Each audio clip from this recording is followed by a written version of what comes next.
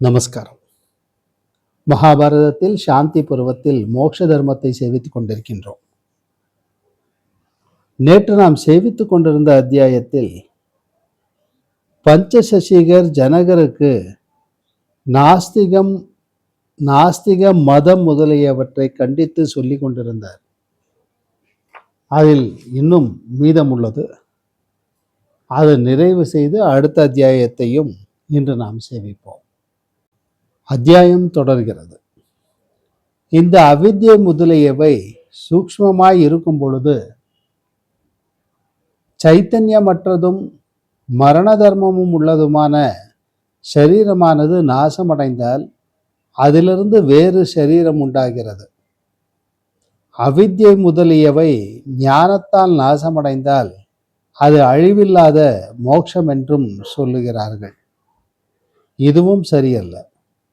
ஸ்வரூபத்தாலும் ஜாதியாலும் சுபகர்மங்களாலும் அவற்றின் பயன்களாலும் இது வேறாய் இருக்கிற பொழுது இதில் அதுதான் என்ற பிரத்யபிக்ஞை என்ற ஞானம் எவ்வாறு உண்டாகும்? விரும்பப்படாத பயனுண்டாவதும் எவ்வாறு கூடும்? இப்படி இருந்தால் தானத்தாலும் கல்வியாலும் தவத்தாலும் பலத்தாலும் என்ன பிரியம் உண்டாகும்? எந்தெந்த கர்மம் செய்யப்படுகிறதோ அது அனைத்தும் வேறு ஒருவனை அடைகிறதே. இவ்விதமிருந்தால் இவன் இந்த இடத்திலேயே வேறு ஒருவன் செய்த கர்மங்களால் துக்கமுள்ளவனாகவும் சுகமுள்ளவனாகவும் ஆகக்கூடும் என்பது நிச்சயமாய் தெரியக்கூடுமே. சனி ஞான ரூபியான ஆத்மாவானது தான் நசித்து மேன்மேலும் வெவ்வேறான ஆத்மாவை உண்டு பண்ணுகிறது என்று சொன்னால் உலக்கைகளால் சரீரத்தை அடிக்கும் பொழுது வேறு சரீரம் உண்டாவதை காணோமே. ஆகையால் இந்த மதம் சரியானதல்ல. திதிகளும் ருதுக்களும் வருஷங்களும் சீதமும் உஷ்ணமும் விருப்பும் வெறுப்பும் எவ்விதம் வென்றது காணப்படுவதில்லையோ அதுபோல மோட்சமும் ஆகும். கிழத்தனத்தாலும் நாசத்தை உண்டு பண்ணும் மிருத்யுவாலும் சூழப்பட்டவனுக்கு வீட்டினுடைய வஸ்துவை போல பலவீனமாய் இருப்பது முந்தி நாசமடையும். இந்திரியங்களும் மனமும் வாயுவும் உதிரமும் மாமிசமும் எலும்பும் வரிசையாகவே நாசமடைகின்றன. தம் காரணத்தையும் அடைகின்றன. உலக யாத்திரை நடப்பதும் தான தர்மங்களின் பயனுண்டாவதும் அதற்குள்ள வேத வசனங்களும் லோக விவகாரங்களும் நசிக்குமே என்று இவ்விதமான பல யுக்திகள் மனத்தில் உண்டாகின்றன. இது உண்மையானது என்று யாதொன்றும் காணப்படுவது இல்லை. இவ்வாறு ஆலோசிப்பவர்களும் அந்தந்த விஷயத்தை பற்றி ஓடுகிறவர்களுமான அவர்களின் புத்தியானது ஓரிடத்தில் பிரவேசம் செய்கிறது. மரத்தை போல அதில்தானே ஜீரணமடைகிறது. இவ்வாறு நன்மைகளாலும் தீமைகளாலும் கஷ்டப்படும் ஜந்துக்கள் யாவும் யானைக்காரர்களால் யானைகள் இழுக்கப்படுவது போல வேதங்களால் இழுக்கப்படுகின்றன. ஆசையானது ஆசைப்படும் வஸ்துக்களை புஜிப்பதால் ஒருபொழுதும் சமனமடையாது. அக்னியானது நெய்யால் வளருவது போல மீண்டுமே வளரும். பெரும்பாலும் இந்த மக்கள் அறிவற்று பொருட்களையும் மிகவும் சுகத்தை தரத்தக்க வேறு விஷயங்களையும் விரும்புகிறார்கள். அவர்கள் சுகத்தை விட்டு மிக பெரிதான துன்பத்தை அடைந்து மிருத்யுவின் வசம் செல்லுகிறார்கள். நிலையற்ற உயிருள்ளவனும் நசிக்கிறவனுமாய் இருக்கிறவனுக்கு பந்துக்களாலும் மித்திரர்களாலும் மற்ற பொருட்களாலும் என்ன பயன்?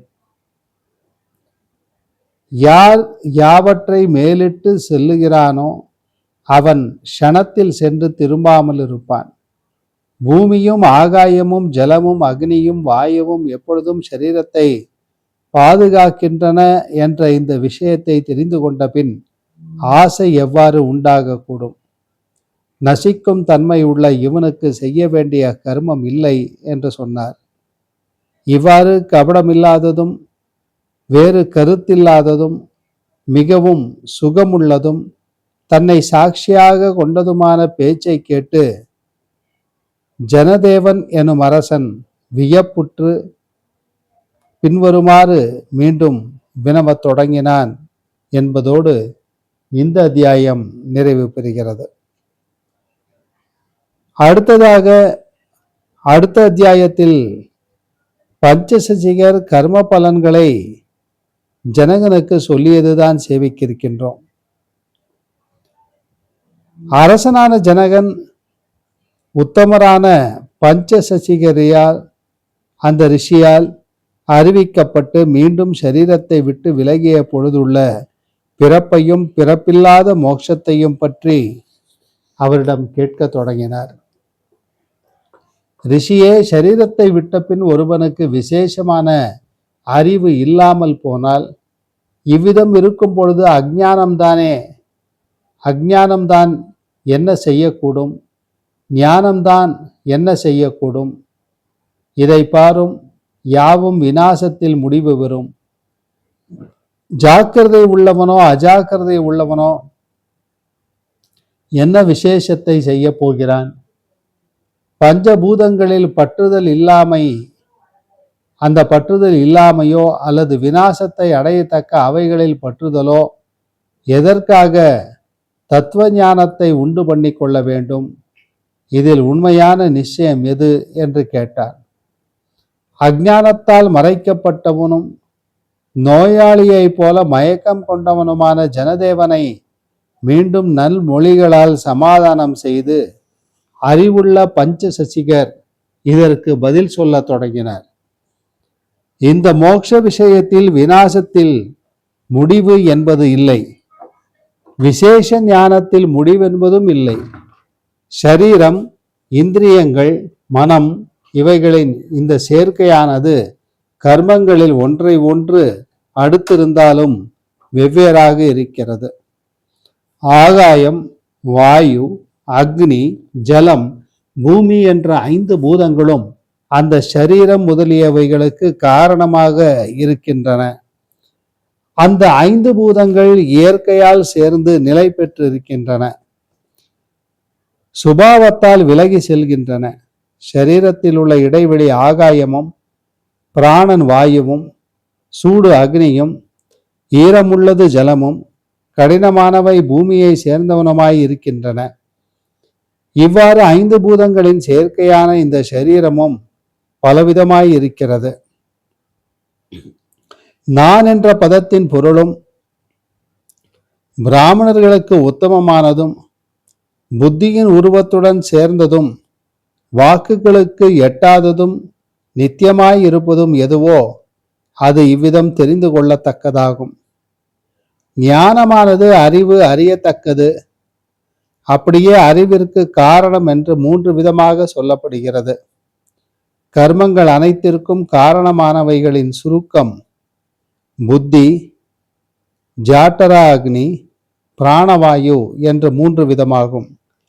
இந்த 3லிருந்தும் இந்திரியங்களும் அவைகளுக்கு விஷயங்களான சப்தம் முதலியவைகளும் அந்த விஷயங்களின் அறிவும் சேதனை எனும் புத்தி விருத்தியும் மனமும் பிராணனும் அபானனும் மற்ற காரியங்களும் வெளியாகின்றன.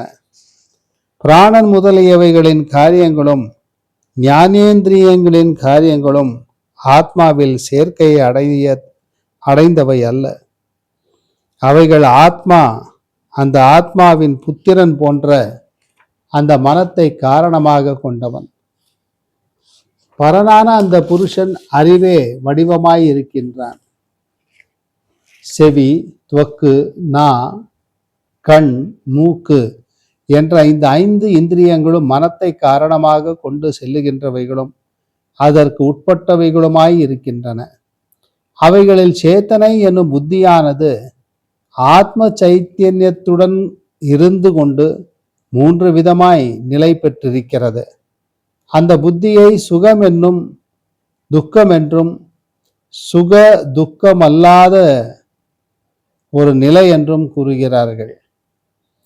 சப்தம், ஸ்பரிசம், ரூபம், ரசம், கந்தம் என்ற 5ம் அவைகளுக்கு இருப்பிடமான திரவியங்களுமான 6ம் மரணம் வரையில் ஞானத்தை உண்டு பண்ண காரணமாக இருக்கின்றன. கர்ம வழியும் அதை விடுகிற சந்நியாச வழியும் எல்லாவற்றிலும் உள்ள தத்துவ பொருளின் நிச்சயமும் அந்த இந்திரியங்களை அடுத்திருக்கின்றன. அவைகளில் தத்துவ நிச்சயம் என்பதை உத்தமம் என்றும் மோட்சத்திற்கு காரணம் என்றும் ரஜோகுணத்தை கடந்து நிற்கும் பிரபுவென்றும் கூறுகிறார்கள். எப்பொழுதும் ரஜோகுணத்தில் செல்லும் மனமானது வைராகியத்தால் அந்த அத்தத்துவ வழியில் இருக்கும் அந்த மனமானது தெளிவடைந்தால் புத்தியானது அழிவற்றதும் வியாபகமுமான பிரம்மத்தை நன்றாக தெரிந்து கொள்ளும். குணங்களின் சேர்க்கையான இந்த சரீரத்தை நான் என்ற எண்ணத்துடன் பார்க்கிறவனும் நல்ல அறிவில்லாதவனுமாய் இருக்கிறவனுக்கு முடிவில்லாத துக்கமானது குறையாமலேயே இருக்கும். ஆகையால் அறிவுள்ள புத்திமானானவன் இந்த சரீரம் முதலியவைகளில் பற்றுதல் இல்லாமல் இருக்க வேண்டும். காணப்படுவன எல்லாம் ஆத்மாவல்ல. ஆகையால் அது நான் என்ற வஸ்துவாக ஆவது என்னுடையதென்று வஸ்துவாக ஆவது இருக்கவில்லை. ஆகையால் தோன்றும் துன்பங்களின் தொடர்ச்சியானது எதை ஆதாரமாக கொண்டதாய் இருக்கக்கூடும். இந்த விஷயத்தில் மனத்தை சந்தேகமில்லாமல் தெளிவிப்பதான மோட்ச சாஸ்திரமானது மிக உத்தமமாகும். உன்னுடைய மோட்சத்திற்கு காரணமாக எது சொல்லப்பட போகிறதோ அதை கேள். மோட்சத்திற்காக முயற்சி செய்யும் அனைவருக்கும் கர்ம முதலியவற்றை விடுவதுதான் சிறந்ததாகும். விலகாத துன்பத்துடன் கூடியவைகளான பிரபஞ்சங்களின் சேர்க்கையானது துன்பத்தை கொடுப்பதும் கெட்டதும் ஆகும். திரவியத்தை விடுவதற்காக கூறப்படும் கர்மங்களும் போகங்களை விடுவதற்காக விதிக்கப்படும் விரதங்களும் சுகத்தை விடுவதற்காக விதிக்கப்படும் தவமும் யோகமும் அனைத்தும் விடுவதில் முடிவடைகின்றன. இன்னும் அந்த ரிஷி சொல்லிக்கொண்டே இருக்கிறார்.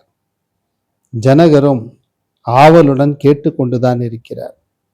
நாமும் ஆவலுடன் நாளை சந்திக்கும் போது இந்த அத்தியாயத்தை தொடர்வோம். நமஸ்காரம்.